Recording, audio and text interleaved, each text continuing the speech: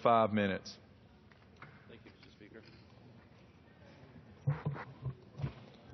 Thank you, Mr. Speaker.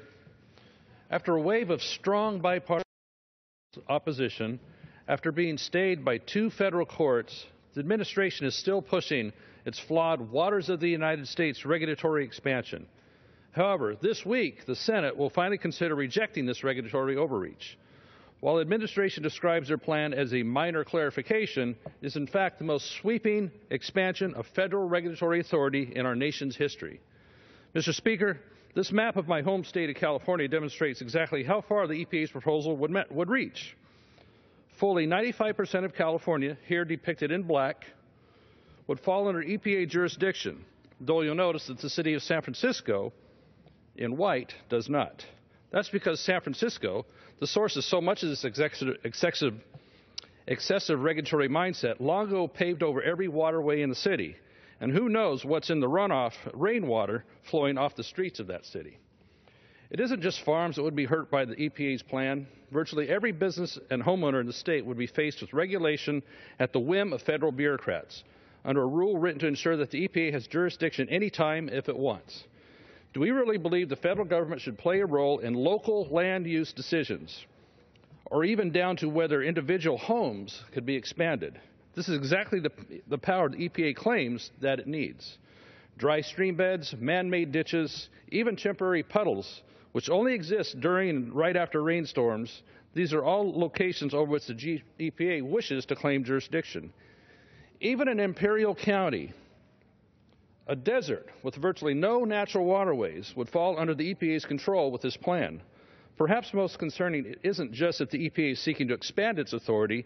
That's the nature of any bureaucracy and to be expected from this administration. Most concerning is that we can't even trust the EPA with the authority to regulate navigable waterways it already has, or to respect exemptions included in the Clean Water Act. In my Northern California district, residents have experienced regulatory actions so ludicrous we can't even make them up. In Tehama County, a farmer was fined for planting wheat in a manner that the government claimed damaged so-called navigable waters. Which begs the question anyway, what is or what should be determined to be a navigable waterway? Is it a puddle, or is it something you can actually run a boat up and down?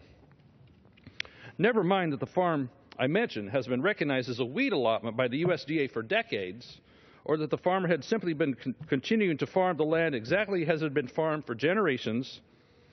Government bureaucrats instead wanted this activity stopped and used their power to prevent this farming activity. In another instance, the government used the Clean Water Act to attack a family farm for shifting to a more efficient irrigation system. Yes, for shifting to a more efficient irrigation system. One might think that's a laudable goal, especially during a drought period in California and the West, but the government claimed this activity would negatively impact the Sacramento River, which is a full 7 miles away from this farm, and unconnected to that farm by any waterway. Of course, in both of these instances, the government sanctioned farmers for activities that are clearly exempt under the Clean Water Act as specified by Congress, who makes the laws. Even EPA's own early draft, they exempted mud puddles, but they just couldn't quite leave them out. They had to include them as well in their regulation. The ongoing efforts of the administration to ignore exemptions for normal farming activities, like planting crops and maintaining irrigation systems, are in clear violation of the Clean Water Act as written by Congress.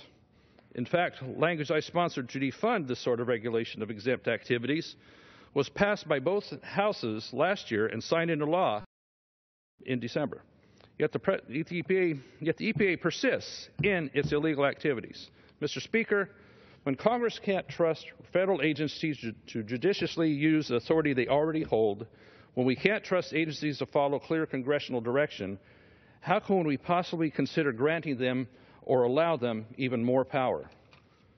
It's time the Senate joined the House in rolling back this proposal and remind this administration that Congress writes the law, not bureaucrats. Mr. Speaker, I yield back.